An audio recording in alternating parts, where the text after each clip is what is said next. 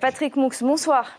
Bonsoir Natacha. Merci d'être là ce soir. Dites-nous d'abord ce que vous pensez de l'action de l'autorité de la concurrence. La société Vini va devoir corriger en partie, en tout cas, ses erreurs d'ici septembre. L'autorité de la concurrence a donc bien joué son rôle, selon vous?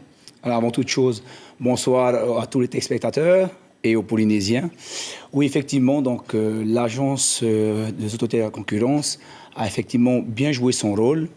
Je ne cache pas qu'on attendait un peu plus de la décision. À quel niveau vous attendiez plus? Notamment à la libéralisation de tous les clients Vini. Puisqu'aujourd'hui encore, certains restent bloqués de manière injustifiée. Et en fonction de comment Vini va présenter les choses, ils resteront bloqués. Mais de toute manière, ils ont jusqu'au 7 septembre, Vini, pour régulariser la situation. Donc j'invite tous les Polynésiens encore bloqués de venir nous rejoindre et les personnes de Vodafone seront à leur disposition pour voir ce qu'ils peuvent faire. Vini va devoir baisser ses tarifs vers Vodafone. Est-ce que vous aussi, vous allez baisser ceux de Vodafone vers Vini? Aujourd'hui, les tarifs Vodafone vers Vini sont les plus compétitifs, et de loin. Il en va de même Vodafone vers l'OPT et Vodafone vers Vodafone. Il n'y a pas d'équivalence au niveau de Vini. Donc pour le moment, on attend de voir la réaction, on regardera. Mais pour descendre là où nous sommes, nous, allés, je leur souhaite bon courage. Au niveau du réengagement, ils vont devoir le préciser, en fait, avant que le client n'achète son abonnement. Ça va être ça la grosse différence pour Vini. C'est effectivement une des différences. C'est vrai qu'avant, sur un simple coup de fil ou même de manière déguisée, les gens étaient bloqués. Donc tous ces gens qui se sentent, entre guillemets, abusés par ce blocage peuvent venir vers nous et on trouvera le moyen de les libérer. Alors vous parlez d'abus. Aujourd'hui, Vodafone compte 65 000 abonnés, soit 25% environ du marché de la téléphonie mobile.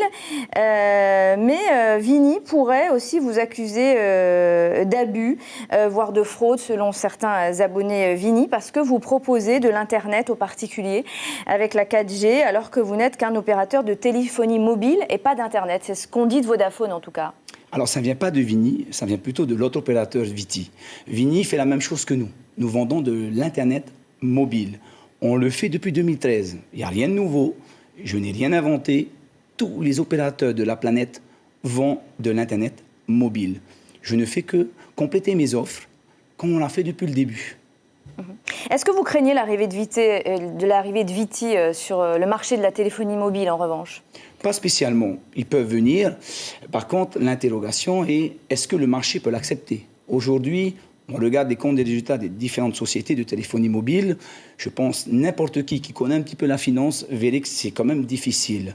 Mais ce qui est intéressant, c'est de voir que Viti, qui veut la concurrence, donc qui veut venir sur le marché de téléphonie mobile, nous envoie au tribunal pour justement nos offres Internet mobile, je répète, qui est là depuis le début, et nous attaque pour concurrence. Je trouve ça assez intéressant. Pour concurrence déloyale, vous avez près de 3000 abonnés aujourd'hui pour l'Internet mobile. Vous n'avez pas l'intention de développer davantage cette filière-là? On suit notre progression, qui est depuis le début de Vodafone. Les technologies ont évolué. La 4G étant arrivée, la 4,5G pour Vodafone, effectivement, nos offres maintenant d'Internet mobile restent aujourd'hui très intéressantes. On ne les médiatise pas, puisqu'on veut préserver notre réseau. On ne veut pas vendre pour vendre, comme peut faire certains de nos concurrents, où c'est congestionner le réseau, où il y a des coupures. Ce n'est pas le cas aujourd'hui chez Vodafone. Comment vous les expliquez, donc, ces coupures? On nous parle de hackers, de pirates informatiques. Est-ce que vous partagez cette analyse? Alors ça, c'est autre chose. Les coupures sont effectivement dues à des hackers qui, aujourd'hui, malheureusement, rendent les choses difficiles pour tous les opérateurs. Quand on parle de coupure au niveau de l'Internet, c'est plutôt de congestionnement, où on fait de la vente, on surcharge les antennes de clients, alors qu'il faudrait peut-être mieux investir dans ce domaine-là avant d'essayer de faire autre chose que de l'Internet. Donc ce n'est pas toujours les hackers? Non, dans le cas actuel, c'est les hackers.